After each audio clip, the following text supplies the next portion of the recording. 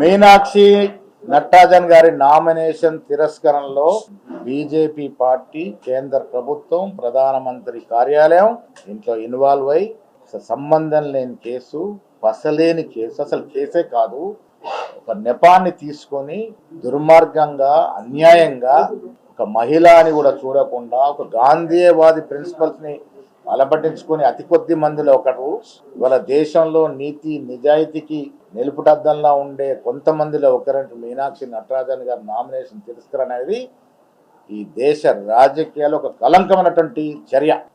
తీసుకున్నటువంటి నిర్ణయం పూర్తిగా ఎలక్షన్ రూల్స్ నిబంధనలకి వ్యతిరేకం. తెలంగాణలో మీనాక్షి నటరాజన్ గారి మీద ఎక్కడ ఎఫ్ఐఆర్ లేదు, క్రైమ్ నంబరు లేదు, కేసు లేదు. ఒక ప్రైవేట్ నోటీస్ మీద దాన్ని నెపంగా తీసుకొని నామినేషన్ తిరస్కరించడం అనేది చాలా హేయమైన దుర్మార్గమైన చర్య. దీని ఇలా దేశంలో ప్రజాస్వామ్యం నమ్ముకున్న వ్యక్తులు ప్రతి ఒక్కరు ఖండించాల్సిన అవసరం ఉన్నది.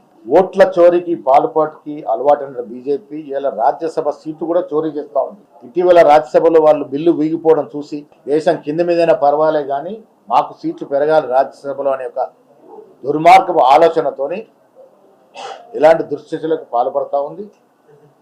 ఈ దేశంలో ప్రజాస్వామ్యం నమ్ముకున్న ప్రతి వ్యక్తి దీన్ని ఖండించాలి. మోడీ చర్యలు పరాకాష్ట.